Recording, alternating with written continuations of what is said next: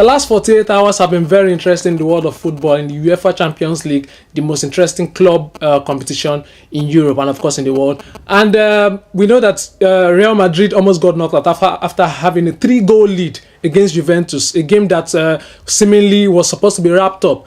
Roma played by Barcelona and knocked them out after having a 3-goal lead. The game that was supposed to be an easy walkover for FC Barcelona, one of the greatest teams in Europe. And of course, where's the world of football going to? Welcome to Sports Clinic. It's another interesting edition of Sports Clinic here on Unilag TV. And of course, as usual, I'm going to have Ayo Loyede joining me on the show. Welcome to the show, Ayo. Yeah, it's good to be back. Yeah, that's very interesting. Ayo, we're going to really run straight to the talking points today. Real Madrid against Juventus. How did it happen? You know, we've been having this conversation. The last time we had this conversation, there arguments. It was this game was over. Nothing could happen. 3-0 lead, going away to Real Madrid. How would Juventus? Is something happening in the world of football? I don't understand what exactly happened. Well, I think to start with, it's like you said earlier, it's been the best 48 hours of Champions League football we've ever seen.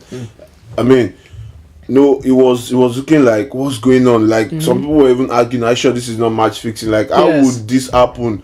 Like early on Tuesday, Barcelona blew a 4-1 first leg league in Rome, and again Juventus were looking like they were going to knock out Real Madrid after having a 3-goal lead in Turin. So I think Madrid maybe they missed the early goal, obviously unsettled Real Madrid, but again they didn't play like the Real Madrid we always do. We knew Real Madrid, they've not been in the best of form in the La Liga this season, but we know in the Champions League they've been a different animal. That's the story. But yesterday I think Massimiliano Allegri got his tactics spot on, and Zidane got his wrong.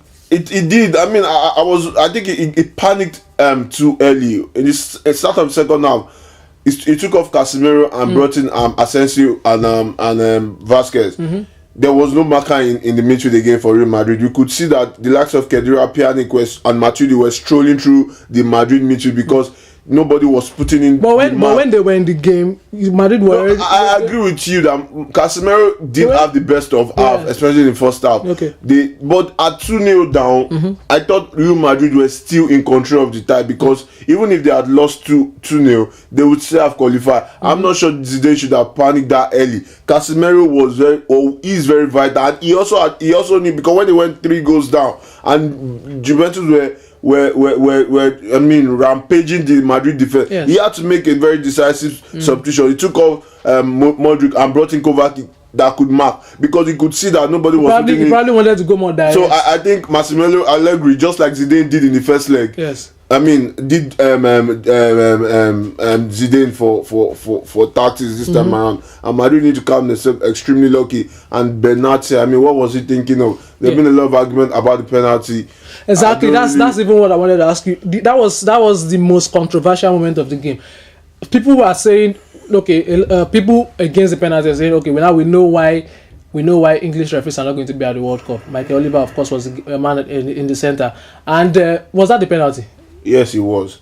Why was it a penalty? And then why are we having controversial issues? Some people say it's soft penalty. Some people say it wasn't supposed to blow that penalty at such a time in the game when it was. I think it was in last minute. Last minute of the game. Yeah, even if you might argue that it's a soft penalty, no doubt, because I'm going by. By the way, what defines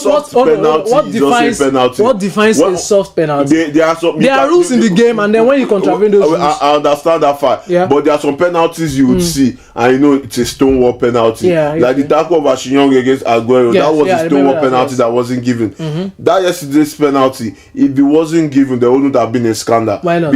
Because there was no obvious contact between Benatia. It was obvious Vasquez was looking for the contact. Unfortunately for Benatia, he bought it. He didn't touch the ball. There was no contact with the ball. I think my problem with referees is there needs to be we need to have consistency with decisions of referee. Okay.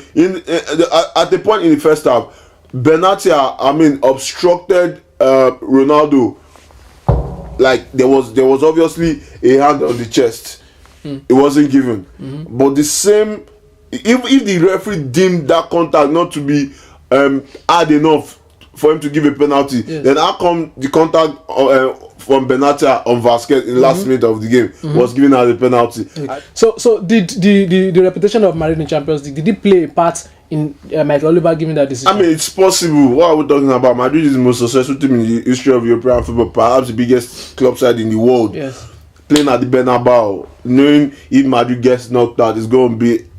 You don't want to be the referee that denies Madrid qualification into the Champions League semi-final. But looking at Michael Oliver's reputation, he's a young referee. Even throughout that game, he was in control of it for a large. But again, there were some yellow cards he gave majorly out of pressure. There was a tackle Valero. There was a Valero tackle on Higuain. He initially didn't want to give the card, but because of pressure from Juve players, he gave a card. It's possible that if it happened maybe in Turin, that Benatia tackle, he probably had overlooked it. Okay. But again, it doesn't change the fact that Benatia tried to get the ball away from Vasquez. Yeah. And again, Vasquez was already going down. He was looking for the foul, but you need to look at the angle of the referee. Where was the referee? Yeah. Initially, it looked like an obvious now it brings back the argument of VAR. But again, I keep saying the referee can still go to the VAR. See that it's his interpretation that matters. Yes, because if you look at it slowly, Benatia did not touch the ball. Yeah. He even hit Vasquez on the chest, which is dangerous play. And Vasquez also touched. So it depends on what the referee is going to interpret at that moment. Is it touch? The Benatia's touch on Vasquez, is he enough to bring Vasquez down in the box? You can't really determine that by looking at the VAR alone. So I think Madrid were a bit lucky, and I think Juve. I don't know what Allegri was thinking in the last minutes of the game. It was obvious they were trying to kill the tempo of the game, maybe going to into extra time. But again, Madrid were there for the taking. I think they should have gone after the third goal. Madrid were really shaky. Juventus still had, I think, 2 substitutions left. I think Allegri was really thinking of extra time. It was supposed to have freshened up. Okay, and then Sergio Ramos' absence, did he play a part in Madrid considering 3 goals? You might think, but I don't think it does. Look at the start. This is Madrid has considered more than a goal. They've considered more than a goal in the games they played. They played 52 matches this season. They've considered 55 goals. Wow. And a large percentage of those games, Ramos played. So you cannot necessarily he's almost an overrated defender. It might not be, but you will not take away the fact that he brings a bit of organization into that defense. Maybe they missed that yesterday because we saw Varane and Valero. They were just playing long balls. You need to consider the fact that that was probably the first time Varane and Valero were playing together in a game, and in a game against the best team in Italy. So they were always going to be found wanting. Ramos could have been there yesterday and they will concede 3 goals. But again, you need to look at the fact that Ramos is their best defender, is their skipper, is their most experienced outfield player. He probably would have helped calm the ship or calm. And again, you can't even say that for a fact because Ramos is not the calmest of players. But you could tell that he is an opinion leader in that squad. You could see towards the end of the game, he came down to the bench. He tried to rattle the ball for the boys from the touchline. So you can argue back and forth that they missed Ramos. But again, the stats don't lie. So finally on that game, the penalty in the 97th minute, Ronaldo. Is it because a lot of players would have broken under pressure? You miss that penalty, of course.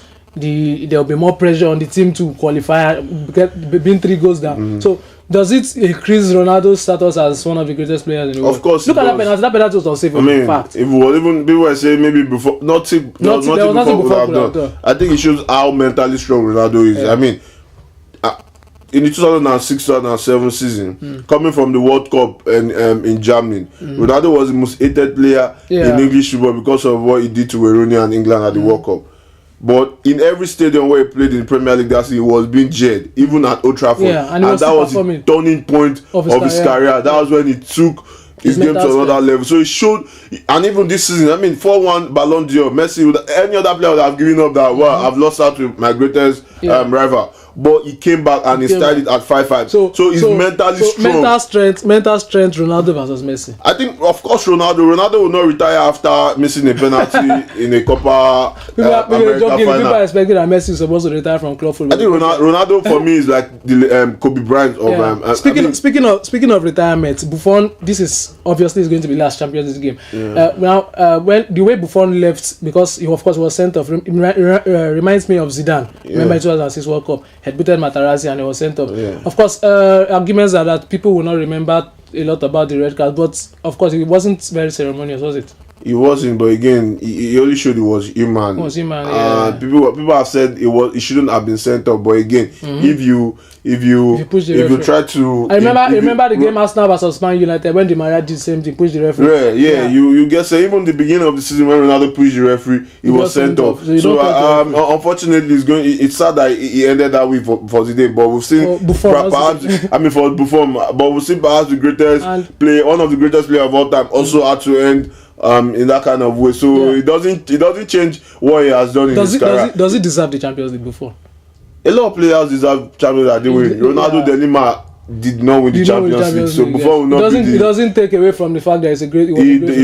Perhaps the greatest goalkeeper of his generation. But again, you don't use. I'm not someone that uses honors to determine individual quality. Navas is on his way to winning his third Champions League. Doesn't mean it's better than the year of Manenua or Thibaut Courtois. No, he's just playing in a team that's extremely good right now. All right. When we come back from this short break, we're going to, of course, talk about the Roma-Barcelona game. And then there's Europa League game tonight. Arsenal 3 goes up. Hope we don't see the repeats of what happened in Madrid and in Rome.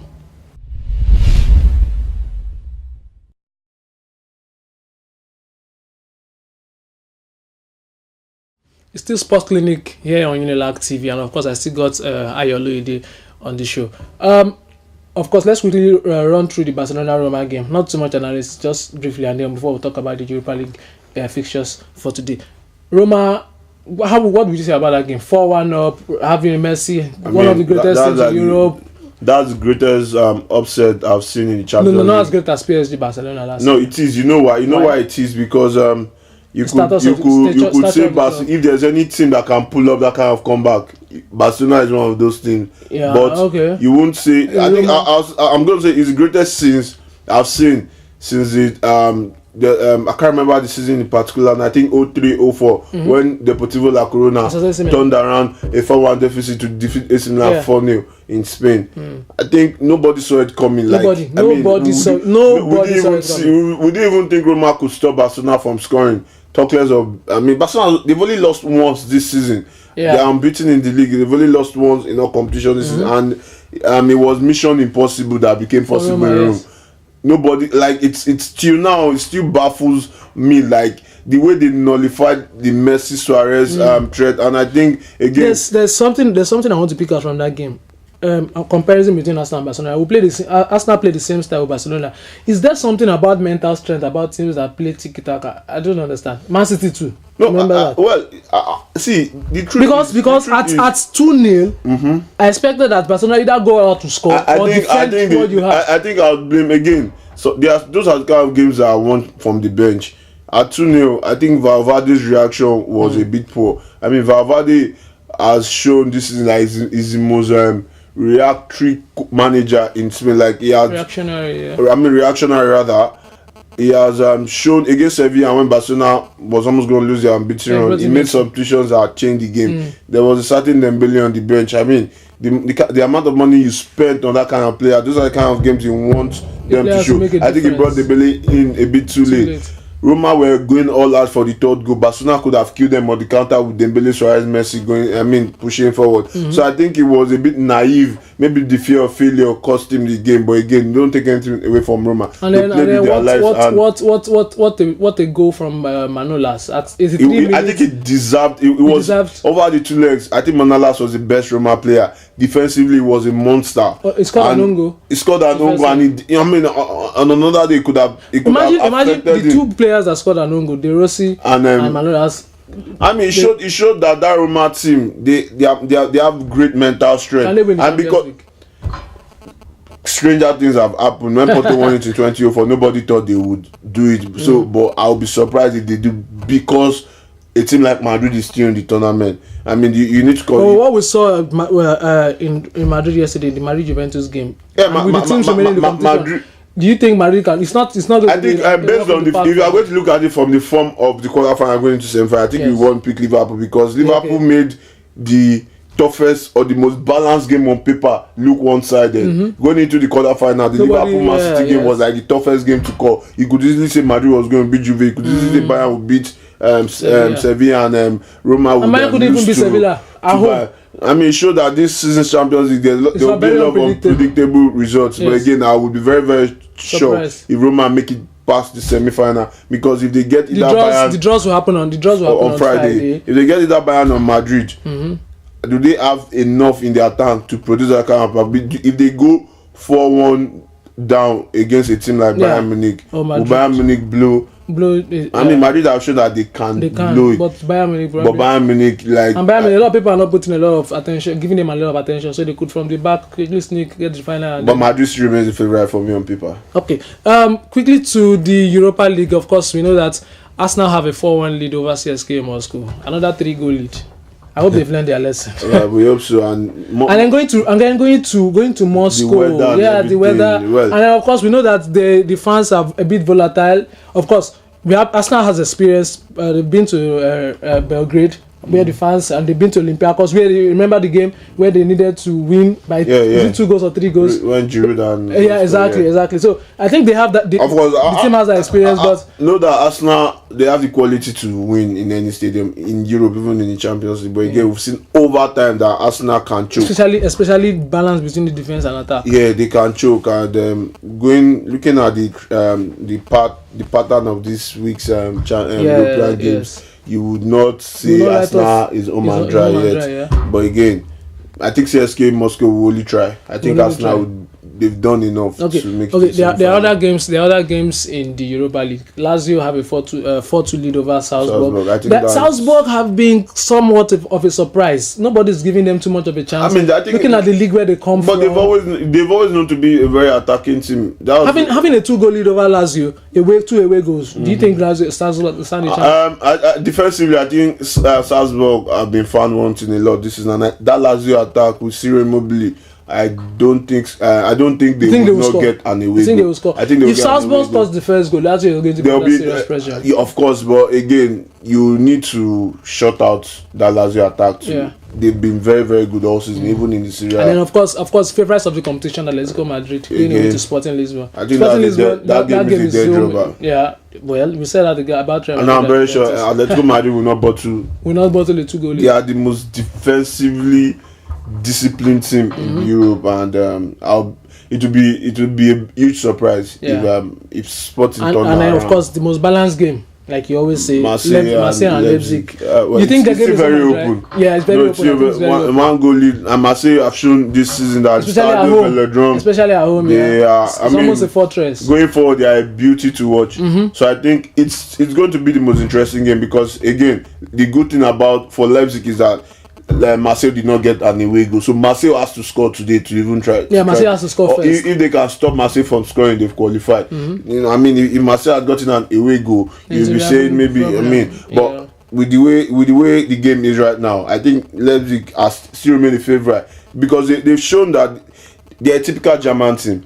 They can play very beautiful football, and they can also. I mean, that's the beauty of football. You need to be able to mix it. That's why teams like Man City would suffer, because they don't know how to play another pattern of football, and it's a Guardiola thing. But a team like Leipzig can keep it. They can be very dirty if they want to be, and they can be very beautiful to watch if they want to be. I think that's the game to watch out for today. Marseille, Leipzig. All right. It's been an interesting couple of days, and of course we're going to round off. Europe is going to be running off today, and then quickly let's talk about what do you expect in the draws for the Champions League, of course the Europa League. Should everything happen? I hope to see Liverpool play against Bayern Munich. I want Liverpool. I want Real Madrid to win the championship. Why? I think Liverpool, if there's winning the Champions League 3 times in a row, I don't care, man. I just want Ronaldo to be happy. You just want Ronaldo to be happy. Okay, and then and it's going to be Roma versus Liverpool. Liverpool. No, Roma. I want Liverpool. I mean Real Madrid, Roma. Bayern, Liverpool. Bayern, what a game that would be. I mean, Liverpool, you rule them out at your own peril. Okay, that's all right. It's been an interesting couple of days in the Champions League, and of course, I think the second leg, the semi-finals will probably be in another 2 weeks. I think it's there in 2 weeks. In another 2 weeks. Sometime in April. Okay, all right. So it's been an interesting couple of weeks in the Champions League, and of course, we expect that we're going to see more interesting and more fascinating games in the semi-finals, and of course the final in May of the Champions League, after which we know what to expect, the World Cup. Okay, so we'll call it a day, right? right? Yeah, so good. until next time, we'd like you to join us again, and of course, conversation continues on Twitter at Unilag TV. So let's have a lot of our conversations on Twitter, and then hopefully next week we'll be here to talk about more interesting events in the world of sports.